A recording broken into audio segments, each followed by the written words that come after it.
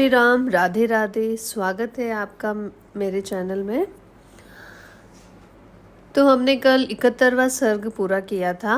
आज हम 72वां सर्ग शुरू करने जा रहे हैं, तो श्रवण कीजिए आप। इस सर्ग में हम विश्वामित्र द्वारा भरत और शत्रुघ्न के लिए कुशध्वज की कन्याओं का वरण, राजा जनक द्वारा इसकी स्वीकृति तथा राजा दशरथ का अपने पुत्रों के मंगल के लिए नांदी श्राद्ध एवं गोदान करने का वर्णन किया गया है। तो श्रवण कीजिए। तम उक्तः वंतम वेदेह विश्वामित्रो महामुनि उवाच वचनम वीरम वशिष्ठ सहितो नृपम। अर्थात विदेह राज जनक जब अपनी बात समाप्त कर चुके तब वशिष्ठ सहित महामुनि विश्वामित्र उन वीर नरेश से इस प्रकार से बोले। नरश्रेष्ठ इक्ष्वाकु और विदेह दोनों ही राजाओं के वंश अचिंतनीय है। दोनों के ही प्रभाव की कोई सीमा नहीं है। इन दोनों की समानता करने वाला दूसरा कोई राजवंश नहीं है। राजन, इन दोनों कुलों में जो यह धर्म संबंध स्थापित होने जा रहा है सर्वथा एक दूसरे के योग्य है। रूप वैभव की दृष्टि से भी समान योग्यता का है। कोई भी उर्मिला सहित सीता, श्री राम और लक्ष्मण के अनुरूप है। नरश्रेष्ठ, इसके बाद मुझे भी कुछ कहना है, आप मेरी बात सुनिए। राजन, आपके छोटे भाई जो ये धर्मज्ञ राजा कुशध्वज बैठे हैं, इन धर्मात्मा नरेश की 2 कन्याएं हैं जो इस भूमंडल में अनुपम सुंदरी हैं। नरश्रेष्ठ भूपाल, मैं आपकी उन दोनों कन्याओं का कुमार भरत और बुद्धिमान शत्रुघ्न, इन दोनों महामनस्वी राजकुमारों के लिए इनकी धर्म पत्नी बनाने के उद्देश्य से वरण करता हूँ।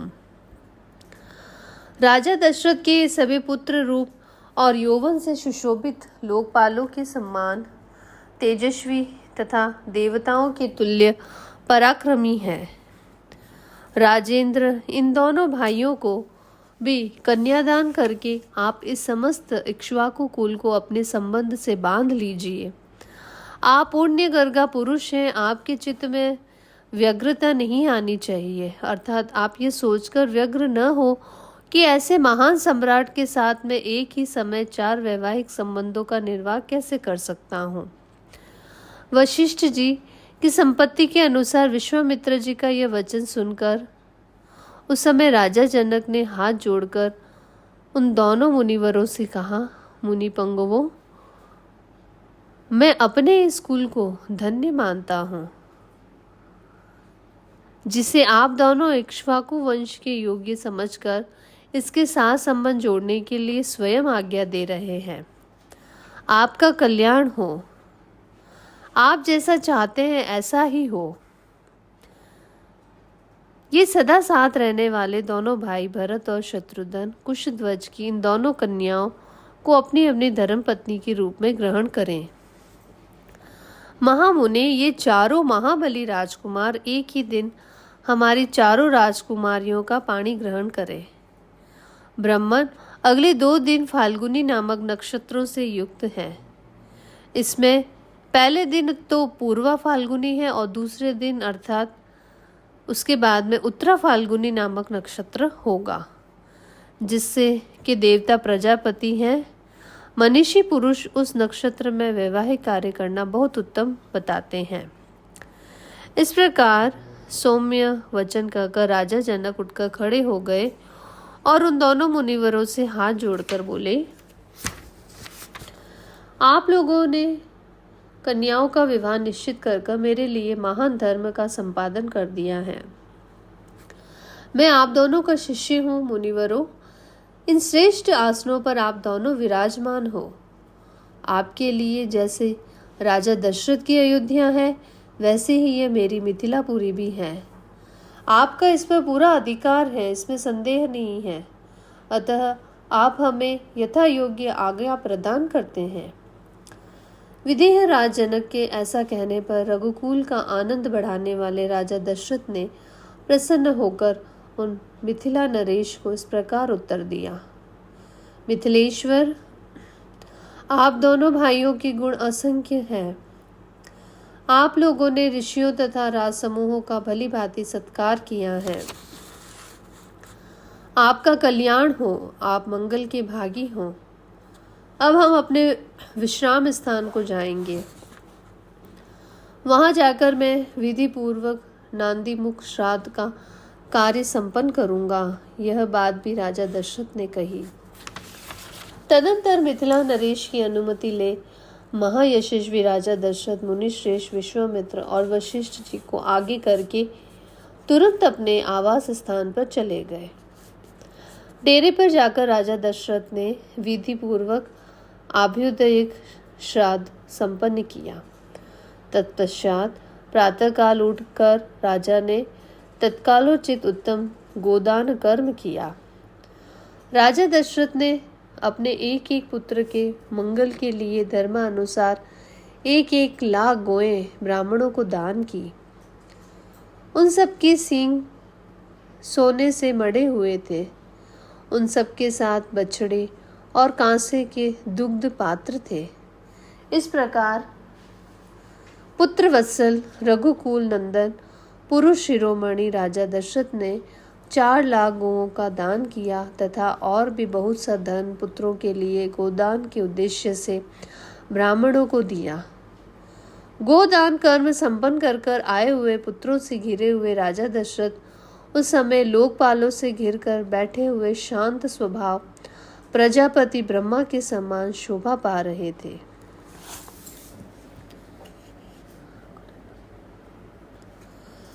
उत्तम गोदान राजा दशरथ के द्वारा अपने पुत्रों के विवाह से निमित्त उत्तम प्रकार से गोदान किया गया। उसी दिन भरत के सगे मामा केकय राजकुमार राजा वीर युद्धाजित वहां आ पहुंचे।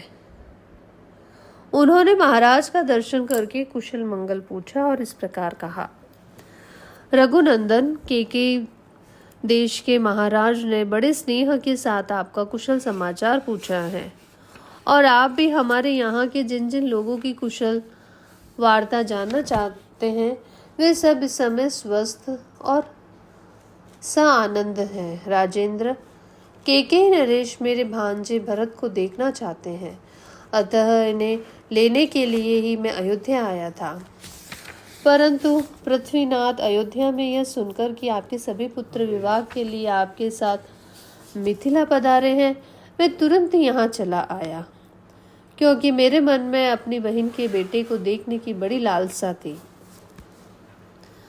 महाराज दशरथ ने अपने प्रिय अतिथि को उपस्थित देखकर बड़े सत्कार के साथ उनकी आव भगत की, क्योंकि वे सम्मान पाने के ही योग्य थे। तदंतर अपने महामनस्वी पुत्रों के साथ वह रात व्यतीत करके वे तत्वज्ञ नरेश प्रातःकाल उठे और नित्य कर्म करके ऋषियों को आगे किए जनक की यज्ञशाला में जा पहुंचे। तत्पश्चात विवाह के योग्य विजय नामक मुहूर्त आने पर दूल्हे के अनुरूप समस्त वेशभूषा से अलंकृत हुए भाइयों के साथ श्री रामचंद्र जी भी वहां आए। वे विवाह कालोचित मंगलाचार पूर्ण कर चुके थे तथा वशिष्ठ मुनि एवं अन्यान्य महर्षियों को आगे करके उस मंडप में पधारे थे।